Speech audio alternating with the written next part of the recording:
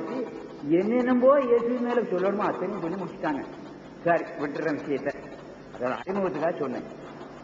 இவங்க என்ன சொன்னாங்க பார்ப்போம். நேற்று பேசினாங்க, ஆதாமுடைய பாவம் மன்னிக்கப்படவில்லை, மன்னிக்கப்பட்டாயிற்று அப்படின்னு தம்பி சொன்னார். ஆதாம ரத்தம் பாவத்துக்குள்ள இருந்தது, நம்முடைய ரத்தமும் அந்த பாவத்து வந்து குரான் 7:23 சொல்லுது. பாத்தீங்களா? நீங்களே கூட வாசிக்கலாம், யார் வேணாலும் வாசிக்க தப்பு இல்லை, சத்தியத்தானே வாசிக்கிறோம். குரான் 7:23 சொல்லுது, அவனுடைய ரத்தம் முதற்கொண்டு பாவமாய் போச்சு அப்படின்னு சொல்லியிருக்குது. அதைத்தான் நான் உதாரணமா காட்டினேன். யாராவது வாசிக்கிறீங்களா? 7:23.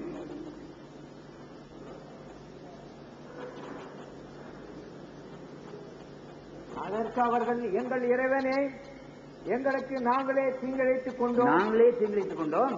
நீ எங்களை மன்னித்து எங்களுக்கு அருள் புரியாவிடில் நிச்சயமாக நாங்கள் நஷ்டமடைந்து விடுவோம். தொடர்ந்து 24. அதற்கு இறைவன், இதிலிருந்து நீங்கள் வெளியேறி விடுங்கள். அங்க வச்சிருக்கல, அவர் வச்சிருந்த இடம் எது? உங்களை எல்லாருக்குமே உன்னதமான ஒரு இடத்துல வச்சிருந்தார் கடவுள். அவரை யார? ஆதாமையும் அவருடைய மனைவி. உன்னதமான இடம், நமக்கு தெரியாத எந்த இடம் சொல்லி உன்னதமான இடம் வச்சிருந்தாரு. அங்கிருந்து விட தள்ளிட்டாங்க. உங்களில் ஒருவர் மற்றொருவருக்கு விரோதியாகி, நீங்கள் விரோதியாகிக்கும் உங்களுக்கும் என்னாலும் விரோதம் இருக்கும். தான் உங்களுக்கு தங்கும் இடம், பூமியில் தான் தங்கும் இடம். அப்ப அவங்க முதல்ல இருந்த இடம் பூமியில் இல்ல, இந்த பாவப்பட்டனம் ஆகிய பூமியில் அல்ல, அவங்க மேலான ஒரு உலகத்தில் இருந்துகிட்டு இருந்தாங்க. அடுத்து, அதிலேயே நீங்கள் வாழ்ந்திருப்பீர்கள், அதிலேயே நீங்கள் இறப்பீர்கள், பின்னர் ஒரு நாளில் அதில் இருந்து எந்த பூமியில இருந்து? இந்த பூமியில இருந்தா அங்கதான் வாழணும், இங்கதான் இருக்கணும், இங்கதான் சாவணும். இங்க இருந்து இவங்களை ஒரு நாள் கடவுள் அதாவது உயிரை கொடுத்து எடுப்பார். இது நம்ம எல்லாருக்கும் தெரியும். முதல்ல அவர் இங்க இருந்தார், உன்னதமான ஒரு இடத்துல, மேலான ஒரு இடத்துல வச்சிருந்தார். அங்கிருந்து தள்ளப்பட்டாயிற்று. அந்த இடத்துல வச்சிருக்கலாமே, அவர் மன்னிச்சிருந்தா, கடவுள் மன்னிச்சிருந்தா அங்கே இருந்துக்கலாம் இல்லையா? அவனுக்குள்ள இருக்கிற ரத்தம் எல்லாம் நம்மகிட்ட இருக்குன்னு முகமது அடியாருக்கு ஏன் சொல்லி இருக்கணும்? முகமது அடியார் நமக்கு ஏன் சொல்லி கொடுத்துருக்கணும்? ரத்த நரம்பு, நாள நரம்புகள் எல்லாம், ரத்தத்துல எல்லாம் பாவம் இருக்குது, மூக்குல இருக்கு, நாக்குல இருக்கு, தலையில இருக்கு, கண்ணுல இருக்கு, காதுல இருக்குன்னு ஏன் சொல்லியிருக்கணும்? நமக்கு இருக்கிறதுனால தானே சொன்னார் முகமது.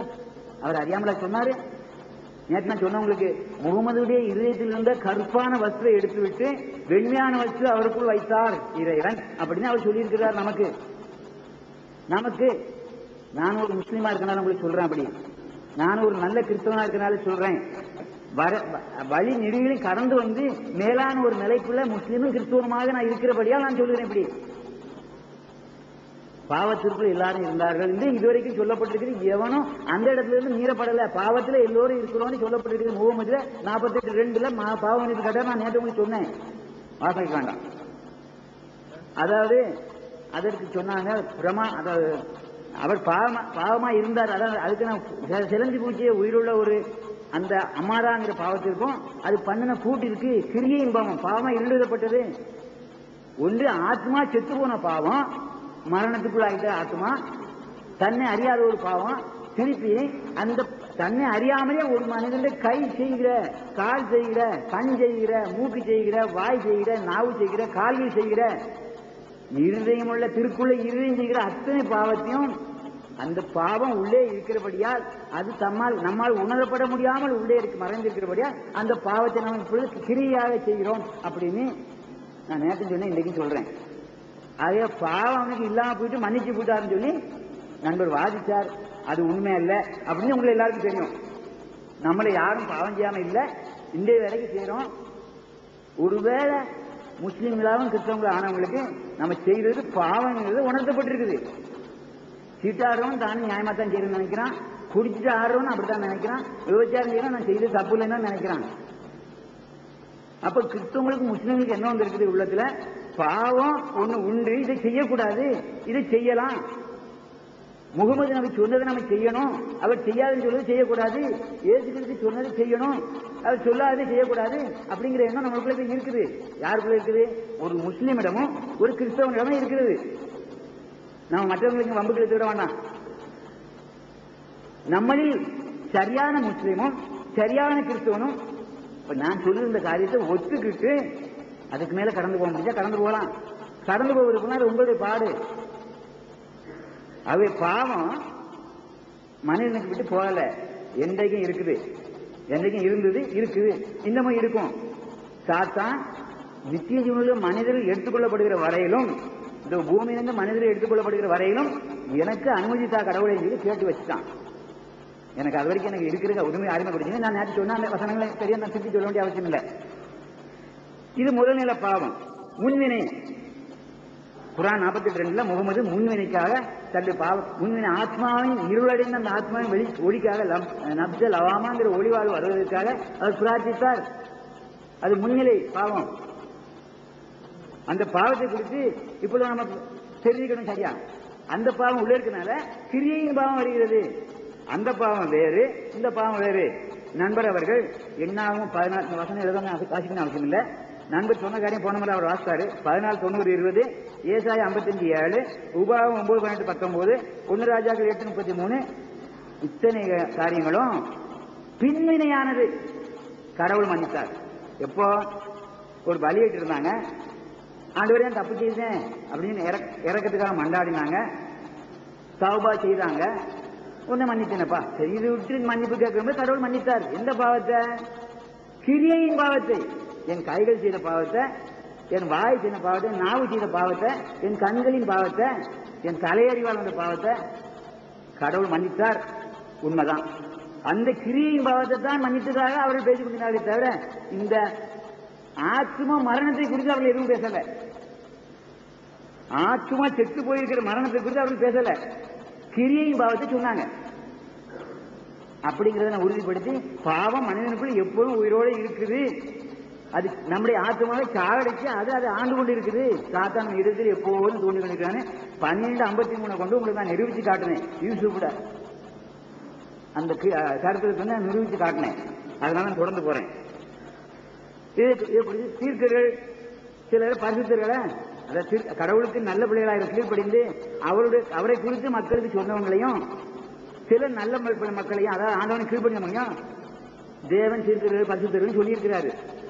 தன்னுடைய மக்களையும் சொல்றாரு. என்னுடைய தாசன் ஆபிரகாம் என்னுடைய தாசன் சொல்றாரு, மோசே என்னுடைய தாசன் சொல்றாரு, தாவீது என்னுடைய தாசன் சொல்றாரு, சாலமன் என்னுடைய தாசன் சொல்றாரு, என் மகன் சொல்றாரு அநேகரை. எது நிமித்தம்? அவர்கள் எல்லாம் இந்த 10 கற்பனைக்குள் கீழ்ப்படிந்து தவறு செய்த போதிலும் மன்னிப்பு கேட்டு ஆண்டவரே நான் தவறு செய்த தாவீது கேட்கிறாரு, சாலமன் கேட்கிறாரு, மோசே கேட்கிறாரு, ஆபிரகாம் கேட்கிறாரு, ஈசா கேட்கிறாரு, யூசுப் கேட்கிறாரு. இந்த நான் சொன்ன இவங்க எல்லாம் கேட்டுக்கிட்டு ஆண்டவரே தவறு செய்தேன் நீ மன்னிச்சு கொடுன்னு கேட்கிற போது அவங்களை கொடுத்துதான் மன்னித்தார். தாவீதுங்கிற அடியார், தாவூது நீங்க சொல்லுங்க, டேவிட் தாவீது 51வது சங்கீதம் ஒரு குறிப்பிட்ட ஒரு 18-20 வருஷத்தை எழுதி வச்சிருக்கிறாரு. வசனத்தை எண்ணிக்கை நான் சொல்லல, குறிப்பிட்ட எண்ணிக்கை வச்சிருக்கிறாரு.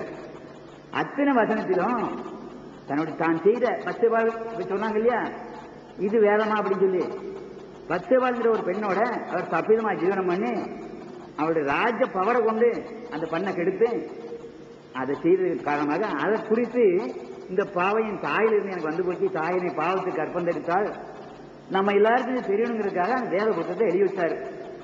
இஞ்சி கடவுளை அவரை உணர்த்தினாரு, இதனை எழுதி உணர்த்தினாரு. நீ செய்த தப்பு சொல்ல அறிக்கையிடு, நீ அறிக்கையிட்டா உன்னை மன்னிக்கிறேன். அறிக்கையிட்டாரு. அறிக்கையிட்டு தான் அவர் ராஜா இருந்தனால அந்த புத்தகத்தை எழுதி வச்சாரு. அவருக்குள்ள அந்த பாவம் உள்ள இருந்ததுனாலதான் அந்த தவறை செய்தார். அவரு பின்னர் அறிக்கை செய்தாரு. பின்னர் ஆத்ம ரட்சிப்பை பெற்றாரு.